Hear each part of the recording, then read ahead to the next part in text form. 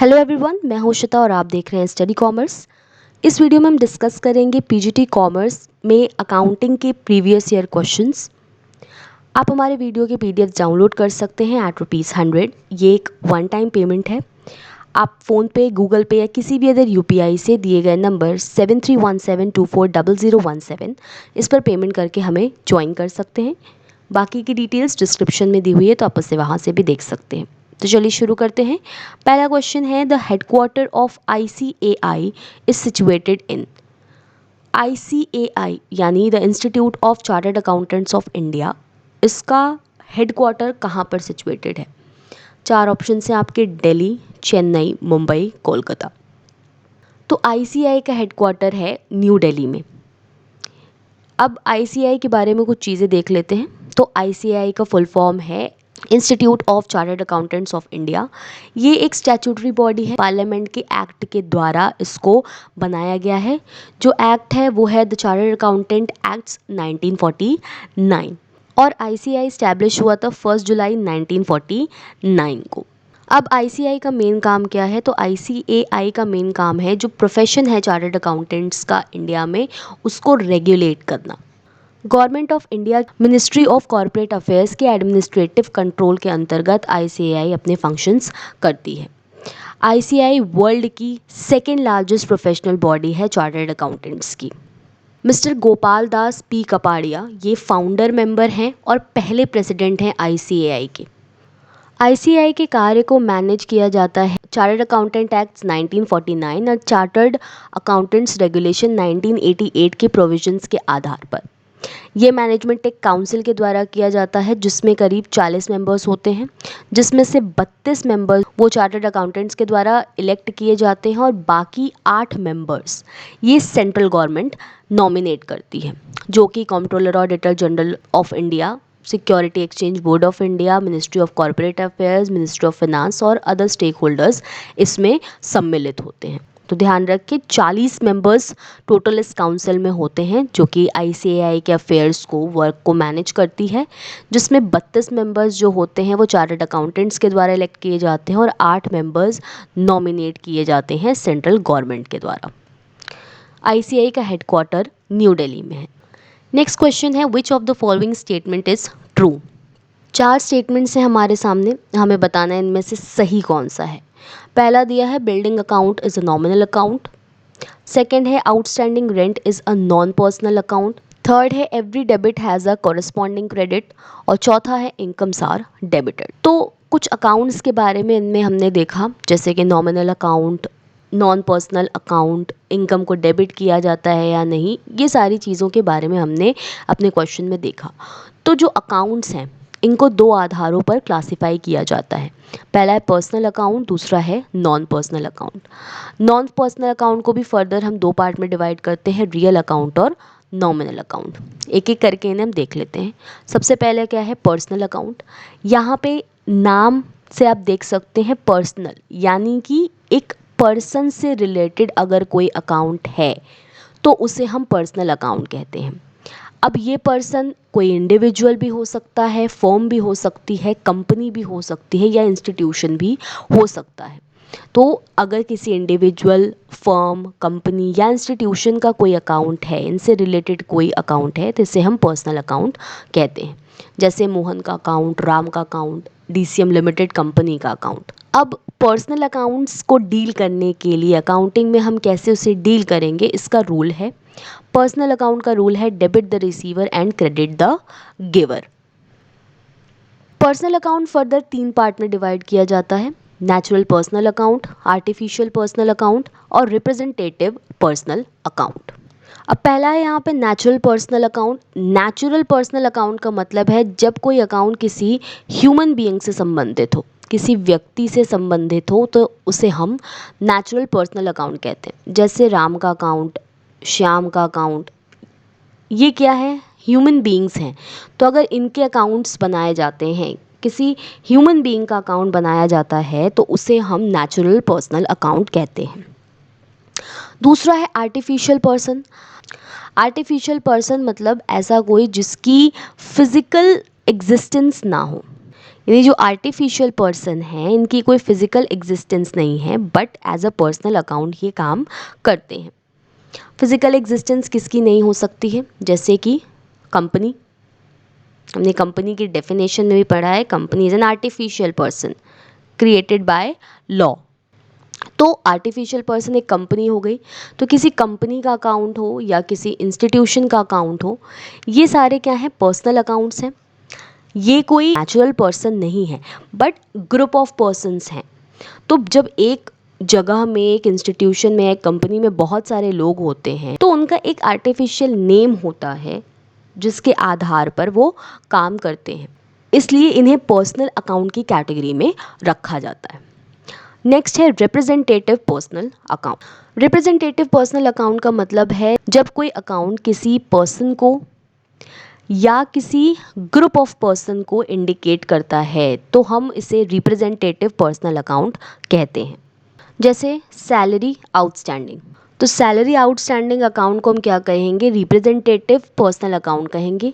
क्यों कहेंगे? क्योंकि ये जो सैलरी है वो रिप्रेजेंट कर रही है कि कुछ ग्रुप ऑफ एम्प्लॉयज़ हैं जिनको सैलरी नहीं दिया गया है, उनकी सैलरी अभी आउटस्टैंडिंग है, तो इसे हम रिप्रेजेंटेटिव पर्सनल अकाउंट की कैटेगरी में रखते हैं।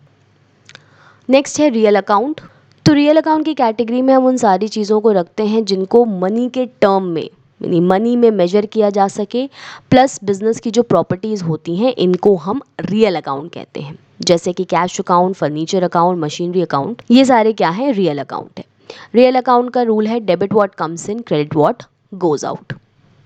नेक्स्ट है नॉमिनल अकाउंट।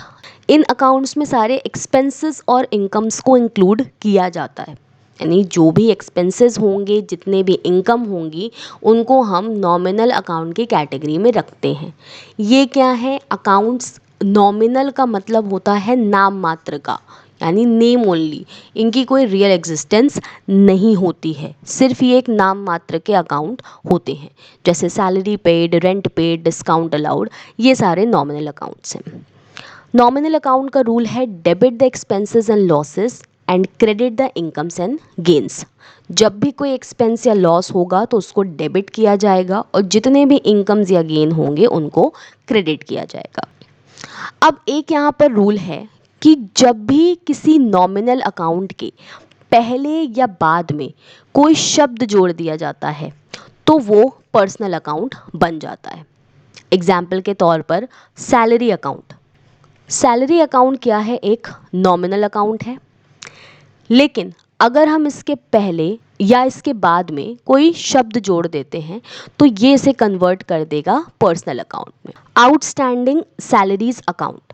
तो सैलरी तो एक नॉमिनल अकाउंट है, लेकिन इसके पहले एक शब्द जुड़ गया आउटस्टैंडिंग। तो आउटस्टैंडिंग सैलरी अकाउंट अब क्या शो कर रहा है कि एक ग्रुप है एम्प्लॉयज़ का जिनकी सैलरी अभी नहीं दी गई है, ये आउटस्टैंडिंग है, अभी देनी बाकी है।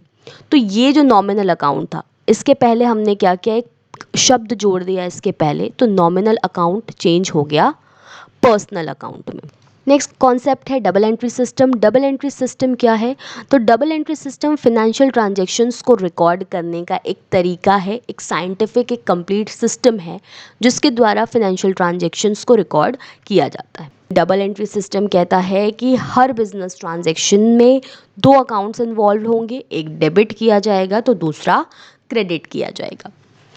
डबल एंट्री सिस्टम का कॉन्सेप्ट लुका पेसियोली ने दिया है 1494 में। इनको father of double entry system भी कहा जाता है। वापस हम अपने क्वेश्चन पे आते हैं। हमारा क्वेश्चन था कि इनमें से कौन सा स्टेटमेंट ट्रू है। पहला स्टेटमेंट देखते हैं, building account is a nominal account. तो ये स्टेटमेंट गलत है। बिल्डिंग अकाउंट क्या है? एक रियल अकाउंट है। हमने देखा जो प्रॉपर्टीज़ होती हैं किसी भी फर्म की, उसको हम क्या कहते हैं? रियल अकाउंट कहते हैं, ना कि नॉमिनल अकाउंट। नेक्स्ट है आउटस्टैंडिंग रेंट। ये एक नॉन पर्सनल अकाउंट लिखा है यहाँ पर, ये भी रॉन्ग स्टेटमेंट है। ये एक पर्सनल अकाउंट है। हमने देखा कि जब भी किसी नॉमिनल अकाउंट के पहले, रेंट एक नॉमिनल अकाउंट है, इसके पहले अगर कोई शब्द या इसके बाद में कोई शब्द जोड़ दिया जाता है तो वो पर्सनल अकाउंट बन जाता है। तो आउटस्टैंडिंग रेंट एक पर्सनल अकाउंट है। नेक्स्ट है every debit has a corresponding credit, तो ये स्टेटमेंट करेक्ट है। डबल एंट्री सिस्टम के आधार पर हर ट्रांजैक्शन एटलीस्ट दो अकाउंट्स को इफेक्ट करता है, एक अकाउंट डेबिट होता है, दूसरा क्रेडिट होता है। लास्ट ऑप्शन भी देख लेते हैं, इनकम्स आर डेबिटेड, ये भी गलत है। हमने पढ़ा रूल क्या है नॉमिनल अकाउंट का, जितने भी एक्सपेंसेस होते हैं उनको डेबिट किया जाता है और इनकम्स को क्रेडिट किया जाता है। तो यहाँ थर्ड ऑप्शन करेक्ट है, every debit has a corresponding credit. Next question है earned but yet not received income is treated as. ऐसी कोई इनकम जिसे अर्न तो कर लिया गया है बट अभी वो रिसीव नहीं हुई है, इसे हम कैसे ट्रीट करेंगे? तो जो हमारा रेवेन्यू रिकॉग्निशन कॉन्सेप्ट है ये कहता है कि रेवेन्यू तभी अर्न मान ली जाती है जब सेल कर दिया गया है, यानी टाइटल ऑफ ओनरशिप जैसे ही ट्रांसफ़र हो जाती है वैसे ही मान लिया जाता है कि इनकम अर्न हो गई है, भले ही वो हमें कैश में बाद में रिसीव हो। तो ऐसी इनकम जो अर्न तो हमने कर ली बट अभी रिसीव नहीं हुई है उसे किस तरह ट्रीट किया जाएगा? तो एसेट्स की तरह। पहला ऑप्शन यहाँ पे जो है वो करेक्ट होगा कि earn but yet not received income is treated as assets of the company. Next question पे आते हैं, advanced money receive from a customer for supply of goods in future is an. चार ऑप्शन से आपके इनकम, एक्सपेंस, करंट लायबिलिटी और current asset. ऐसी money जो कि किसी कस्टमर से एडवांस में रिसीव हो गई हो लेकिन जो गुड्स हैं उन्हें हमें फ्यूचर में सप्लाई करना है, तो इसे हम कैसे ट्रीट करेंगे? तो यहाँ आपका ऑप्शन सी करेक्ट होगा, एज अ करंट लाइबिलिटी हम ट्रीट करेंगे। नेक्स्ट क्वेश्चन है आप, the convention of conservatism is applicable in. चार ऑप्शन से आपके, provide for discount on creditors, making provisions for bad and doubtful debts, creating reserve for financial stability, या फिर इनमें से कोई भी नहीं। तो कन्वेंशन ऑफ कंजर्वेटिज्म क्या है पहले ये देख लेते हैं। कन्वेंशन ऑफ कंजर्वेटिज्म कहता है कि जितने भी लॉसेस हो सकते हैं, ऑल द एंटिसिपेटेड लॉसेस, इनको हम बुक्स ऑफ अकाउंट्स में रिकॉर्ड करते हैं, लेकिन अगर कोई अनरियलाइज या एंटिसिपेटेड गेन है तो उसको इग्नोर कर दिया जाता है। यानी एक प्रोविज़न बना लिया जाता है, अगर फ्यूचर में लगता है कि कोई लॉस होने वाला है तो उसका प्रोविज़न बना करके उसको बुक्स ऑफ अकाउंट्स में रिकॉर्ड कर दिया जाता है, लेकिन अगर लगता है कि फ्यूचर में कोई गेन होने वाला है तो उसको इग्नोर कर दिया जाता है। कन्वेंशन ऑफ कंजर्वेटिज्म को हम पॉलिसी ऑफ प्लेइंग सेफ कहते हैं, यानी कि यहाँ पे सेफ प्ले किया जा रहा है कि अगर कोई लॉस होने वाला है तो हम उसका पहले से ही प्रोविज़न बना के अपने पास रख लेंगे, लेकिन अगर कोई गेन है तो उसको इग्नोर कर दिया जाता है।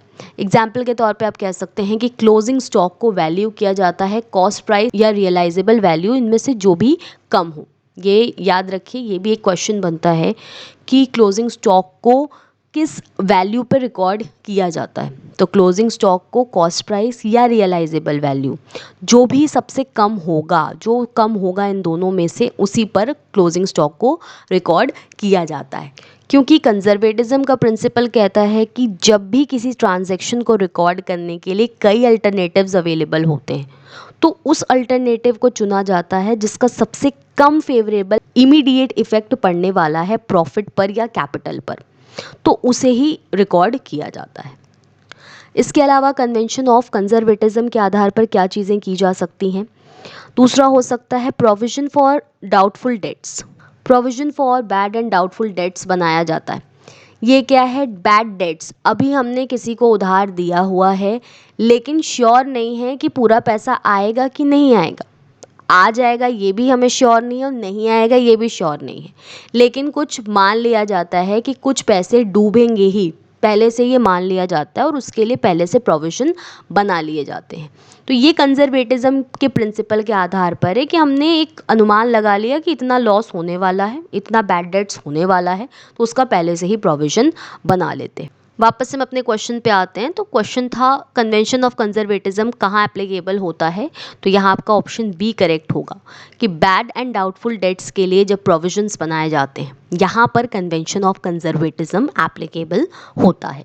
नेक्स्ट क्वेश्चन है, according to money measurement concept which among the following will be recorded in the books of accounts of the business? पहला है health of managing director of the company, दूसरा है क्वालिटी ऑफ कंपनीज गुड्स, तीसरा है value of plant and machinery और चौथा है none of these.